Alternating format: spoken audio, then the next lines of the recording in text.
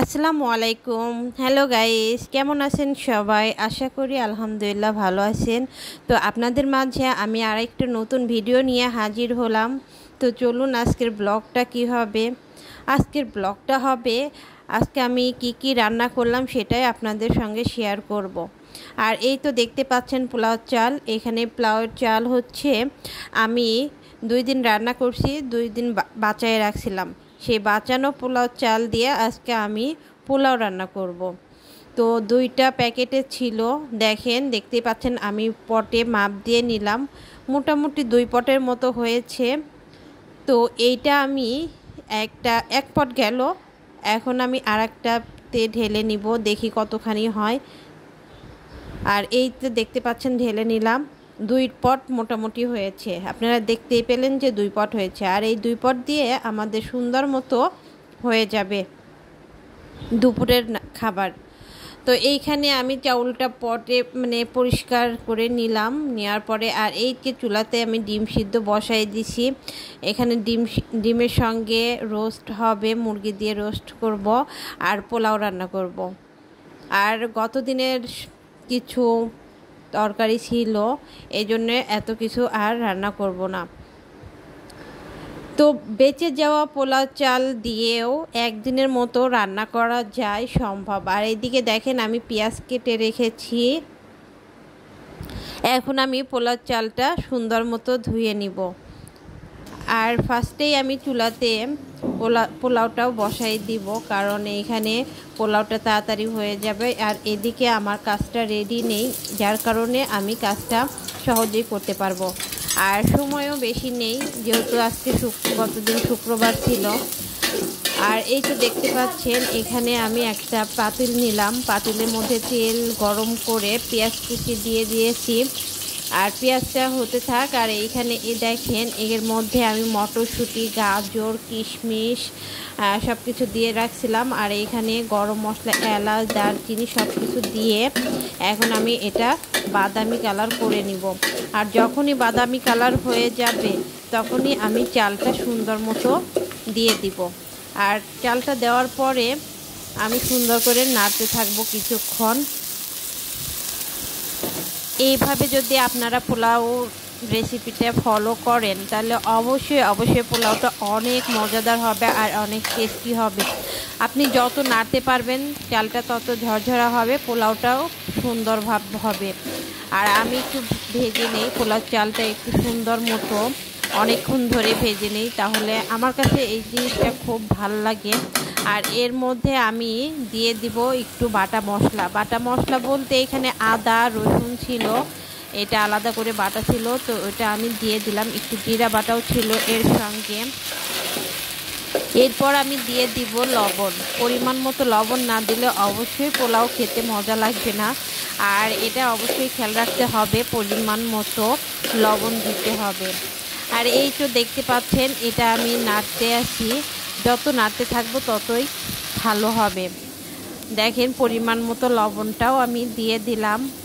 আর আপনারা চাইলে গরম পানি করে দিতে পারেন, আর যদি কাছে ঠান্ডা পানি থাকে আপনারা ঠান্ডা পানি দিতে পারেন। আর গরম পানি দিলে হয় কি, পোলাওটা অনেক দ্রুত হয়ে যায়, বেশি খাটনি করতে হয় না, চুলায়ও বেশি রাখতে হয় না, যার কারণে অনেকে গরম পানি ইউজ করে। বাট আমি ঠান্ডা পানি দিব, কারণ আমার এটাই অভ্যাস হয়ে গেছে। আর এখানে আমি পরিমাণ মতো পানিটাও দিয়ে দিব, দেখেন আপনারা পরিমাণ মতো দিবেন। আর এখানে আমি মাত্র 3 পট পানি দিয়েছিলাম, কারণ 2 পট চাল ছিল, আমি 3 পট দিয়েছি। আর আমার পোলাওটা ঝরঝরাই হবে আর অনেক সুন্দর হবে, আপনারা দেখতে থাকুন কত সুন্দর। আর এইখানে পোলাওটা উতলাই গেছে, যার কারণে আমি এটা একটু নেড়ে দিব, নেড়ে দিয়ে চুলাটা একটু অফ করে দিব। অফ বলতে হালকা জাল দিব, একদম লো আঁচ করে দিব। আর এই তো লো আঁচে পোলাওটা হয়ে যাবে, একদম সুন্দরভাবে হবে। আর এটা যদি আপনারা ফলো করেন অবশ্যই পোলাওটা অনেক মজাদার হবে আর ঝরঝরা হবে, একটার সঙ্গে আরেকটা লেগে যাবে না। জীবনে প্রথমবার যখন আমি পোলাও রান্না করতে গিয়েছিলাম গাইস, তখন আমি একদম জাউ রান্না করছিলাম, জাউ বলতে কি একদম পায়েস হয়ে গেছিলো। তো আমার ভাসুরের মেয়ে বলছিল কি, ছোট আম্মু এটা তুমি কি রান্না করছো? তো আমি অনেক লজ্জা পাইছিলাম, ওইটা আমার জীবনে ফার্স্ট রান্না, অনেক হাসছিলাম, মানে এনজয় করছিলাম, আমার সারা জীবনে যে এই জিনিসটা মনে থাকবে। আর এইদিকে দেখেন আমি মুরগিটাও কেটে নিয়েছি, মুরগিটা সুন্দরভাবে এখন লবণ দিয়ে মাখিয়ে নিলাম।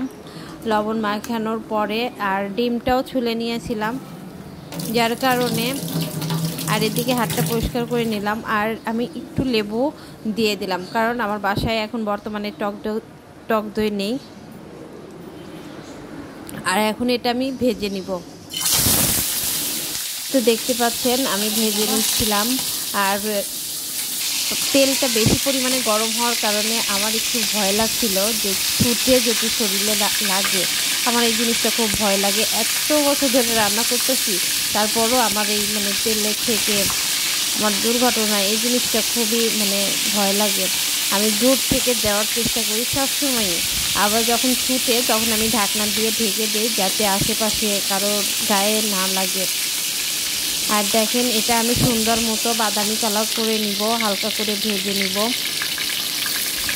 আর বাদামি কালার না হলেও সমস্যা নেই, এটা হালকা করে ভেজে যার যার যে পছন্দ, যেটা পছন্দ সে সেভাবেই রোস্টটা বানাই নিতে পারে।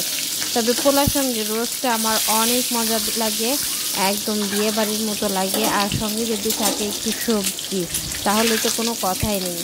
আর এর মধ্যে আমি বাকি মুরগিটাও ভেজে নিলাম। আর এখানে আমি মুরগিটা সুন্দর করে ছোট ছোট পিস করে কেটে নিয়েছিলাম, যার কারণে আমার ভাজতে একটু সুবিধা হয়েছে। কারণ আস্তে আস্তে ভাজলে দেখা যায় কি কড়াইতে আটে না, আর নাড়াচাড়া সুন্দর হয় না। এর মধ্যে আমি দিয়ে দিলাম পেঁয়াজ কুচি দিয়ে দিলাম। আর আজকে আমি সুন্দর একটা কড়াইতে রান্না করব। আর নতুন নতুন পাতিলে রান্না করতে অনেক মজা লাগে। আমার মতো অনেক আপুরাই আছে যারা নতুন নতুন পাতিলে রান্না করতে অনেক পছন্দ করে। আর এদিকে দেখেন পোলাওটা একদম হয়ে গেছে, আর আমি জাল বাড়াইনি। আর এর মধ্যে বাদামি কালার করে আমি পেঁয়াজটা ভেজে নিলাম, এর মধ্যে দিয়ে দিব পানিটাও অ্যাড করে নিলাম। আর এর মধ্যে এখন আমি দিয়ে দিব বাকি মশলাগুলো। এখানে অনেকে চাইলে বাটা মশলা দিতে পারে, নাও পারে, বাট আমি এখানে দিলাম, আমার কাছে বাটা মশলাটা দিলে ভালো লাগে। আর মুরগিটার মধ্যে যে ফ্লেভার থাকে ওইটা আর থাকে না। আর এর মধ্যে আমি দিয়ে দিব লবণ। আর লবণ দেওয়ার পরে এটা আমি সুন্দর মতো কষাতে থাকবো। মশলাটা যত কষাবেন তত ঝোলটা অনেক ভালো হবে। দেখেন এটা আমি এখন নাড়তেই আছি। আর এর মধ্যে দিয়ে দিলাম রোস্টের মশলা। আর মশলা আমি রেডি করা মশলায় দিই, কারণ এখানে আমার যাতে সহজে রান্নাটা হয়ে যায়। আপনারা রাঁধুনি মশলা দিয়ে রান্না করবেন, তাহলে খাবারটা অনেক মজাদার হবে, অনেক টেস্ট হবে। আর যদি চান তাহলে নিজেই মশলা বাসায় তৈরি করে নিতে পারেন, সব রকম মশলা উপকরণ দিয়ে। আর এর মধ্যে আমি দিয়ে দিব লবণ আর চিনি, সঙ্গে আমি লেবু দিয়ে দিব, তাহলে আমার টক দই লাগলো না, একটু টক লাগবে আর মিষ্টি মিষ্টি লাগবে। আর বাসায় যেহেতু দুধ ছিল না, যার কারণে আমি দুধ দিতে পারি নাই। আর দুধটা দিলেও আমার লেবু দিলে হয়ে যেত, তাহলে আর কোনো কিছু লাগতো না। আর আজকে আমি এভাবে শর্টকাটে রান্না করতেছি, কারণ সময়ও নাই, মশলাও কম ছিল, যার কারণে আমার রান্নাটা একটু অন্যরকম হয়েছে। আর এদিকে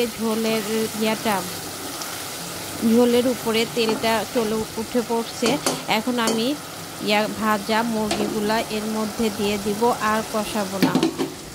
এখন আমি একটা একটা করে এর মধ্যে সবগুলো দিয়ে দিব।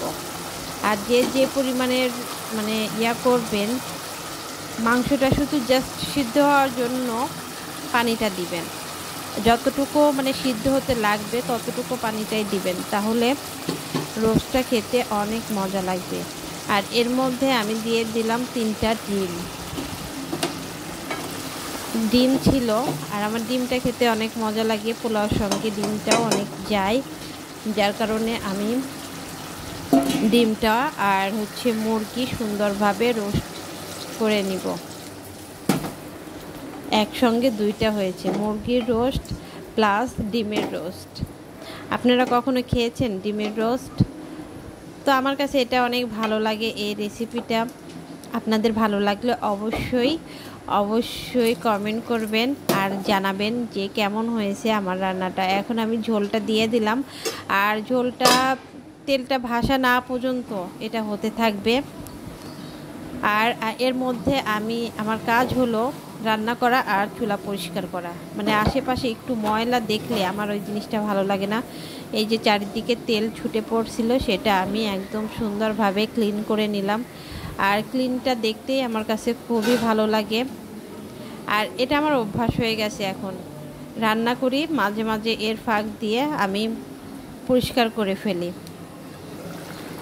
আর এই তো দেখতে পাচ্ছেন ঢাকনাটা উল্টিয়ে দেখলাম যে কী অবস্থা, এটা আর কতক্ষণ সময় লাগবে। তো এটা আমি এখন চুলার চারপাশটা সুন্দরভাবে ক্লিন করে ফেললাম। আর রান্নার শেষের দিকে আমি আরও একবার সুন্দরভাবে ক্লিন করে ফেলব, তাহলে দেখতে ঝকঝক লাগবে, তকতক লাগবে। আর এর মধ্যে দেখেন আপনাদের ভাইয়া লেবু, শসা আর বাসায় হচ্ছে ছিল না, কি বলে, আদা রসুন ছিল না, সেটা নিয়ে আসতে বলছিলাম, নিয়ে আসছে। আর এই তো দেখলাম যে রোস্টের কী অবস্থা, আর কত সময় লাগবে। এর মধ্যে আমি 4-5টা কাঁচামরিচ দিয়ে দিলাম। আর অবশ্যই আপনারা কাঁচামরিচটা দিবেন, কাঁচামরিচটা দিলে হয় কি একটা আলাদা ফ্লেভার আসে। আর ওই ফ্লেভারটা মানে খাওয়ার সময় ওই ফ্লেভারটা অনেক ভালো লাগে। বাট আপনাদের কাছে কেমন লাগে জানি না, আমার অনেক পছন্দ এটা। আর দেখেন কত সুন্দরভাবে হয়ে গেছে, আর এত সুন্দর ফ্লেভার বের হয়েছে, মনে হচ্ছে এটা দিয়ে আমি এক্ষুনি 1 প্লেট ভাত খেয়ে ফেলি। আর এখন আমি চুলাটা অফ করে দিলাম, যেহেতু এটা হয়ে গেছে আর দরকার নেই, চুলাটা অফ করে দিলাম। এর মধ্যে আমি বাকি কাজগুলো সেরে নিব। তো আমার ভিডিওটা ভালো লাগলে অবশ্যই